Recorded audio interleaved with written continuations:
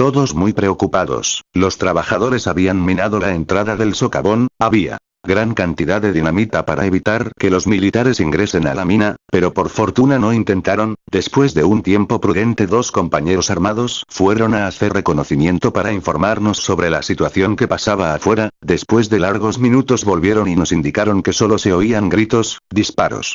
Así manteníamos el silencio, los niños temblaban de miedo por la oscuridad y algunos lloraban por la pérdida de sus seres queridos en los enfrentamientos. Pasaron varias horas y nuevamente dos de los compañeros salieron en reconocimiento arriesgando sus vidas. De pronto me preguntaron: Teodoro, ¿puedes acompañarnos?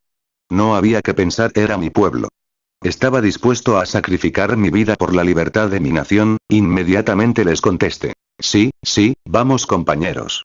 Junto con dos compañeros nos dirigimos hacia la puerta del socavón. Cuando llegamos tuvimos que abrir bien los ojos y tener los sentidos bien concentrados. Corrimos de un lugar a otro sin ser vistos por los uniformados, hasta que llegamos a un muro, de donde podíamos observar el sindicato. Un grupo de nuestros compañeros habían sido apresados, estaban con las manos en la cabeza con vista hacia la pared. Ellos fueron sacados de sus domicilios por paramilitares. Nuestros compañeros recibían patadas y culatazos en todo el cuerpo, por aquellos cobardes paramilitares. Los vi caer como sacos de arena a dos compañeros, sus cuerpos estaban cubiertos de sangre en el suelo y no pudimos contenernos. Con la rabia nos paramos y empezamos a gritar: ¡cobardes!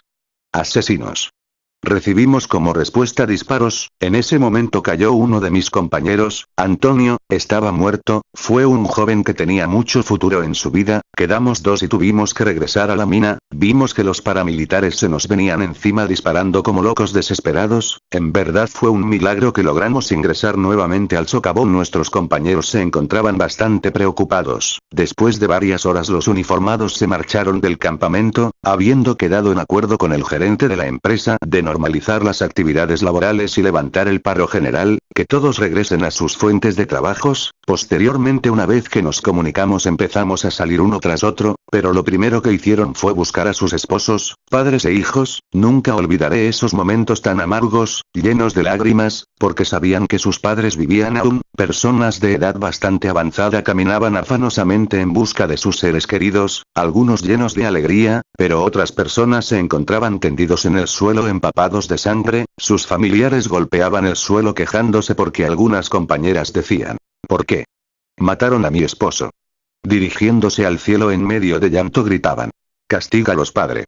A estos malditos asesinos, que algún día sepan lo que se siente cuando se pierde a los hijos. Después de 4 horas llenos de desesperación y llanto, el silencio reinó como si se lo hubiese tragado la voz de todos. No hubo voces, ni gritos, parecía que todo el campamento no existía. Empezamos a trasladar a los muertos para sus velatorios. Sentimos un dolor profundo ver vestidos a todos de color negro, las velas, las flores, se sentía el ambiente a cigarrillo, coca. Los cuerpos de los compañeros asesinados descansaban en unos ataúdes de color negro y blanco. Observamos que a algunos les faltaban sus miembros, otros tenían el rostro deshecho, irreconocibles por las balas y otros por los golpes recibidos. Todo el campamento estaba presente en el velatorio por la noche, con una mirada de resentimiento. Decían que nunca olvidarían ni perdonarían a esos asesinos uniformados, aunque todo eso lo dejaron a Dios, para que algún día reciban su castigo tarde o temprano por la justicia de nuestro Padre Celestial. Solo Él sabe quiénes fueron los autores intelectuales y materiales. Muchos niños quedaron huérfanos, nunca más iban a tener un padre, y algunos no volvieron a la escuela por la situación económica. No sabemos qué suerte corrieron esos niños en este mundo lleno de amarguras y problemas difíciles de la sociedad. Pasaron las horas, no había una persona que tenga sueño, solo los pensamientos y recuerdos de lo que pasó hasta el momento. Hasta que llegó la hora de dirigirnos al cementerio, fuimos una caravana de movilidades llevando a nuestros mártires. Aquello no tenía precio, solo quedó en la historia y memoria de los que estábamos presentes y que transmitiremos de generación en generación todo lo que sucedió. En esta sociedad capitalista, la ley no es para los pobres, más al contrario, el dinero es un poder que decide en la tierra, pero también sé que a nuestro Padre Celestial jamás se le puede comprar con el poder económico. Tengo la certeza de que un día se les condenará y pagarán sus delitos cometidos. Así llegó el momento para realizar el entierro, llegó la hora de sepultarlos para siempre. Fueron minutos prolongados de gritos, lágrimas, desesperación porque jamás volverán a ver a sus seres queridos.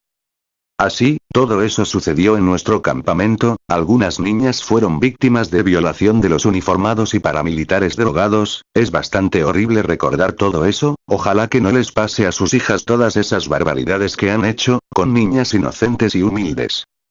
Pasaron los días y el campamento tenía una cara de tristeza, se normalizaron las actividades laborales, la nación estaba bajo el control del gobierno dictatorial, el pueblo fue descabezado, sin dirigentes, solo tuvimos que esperar noticias y los buenos días venideros, porque no hay mal que dure 100 años.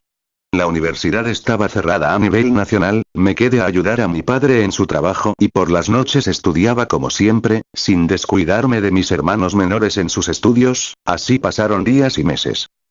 Un día no esperado, se comunicó en el informativo que las universidades serían nuevamente abiertas, excepto para aquellos universitarios agitadores, bajo la conducción de un rector nombrado por el gobierno, eso me hizo ver las cosas más difíciles, mi situación era muy preocupante.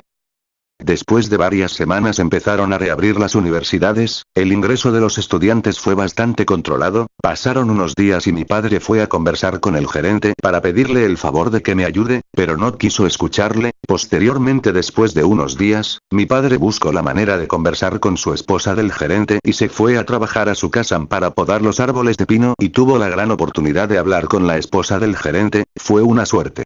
Se comprometió darle una carta de recomendación, que serviría para regresar a la universidad, eso me hacía pensar, sí, sería una realidad.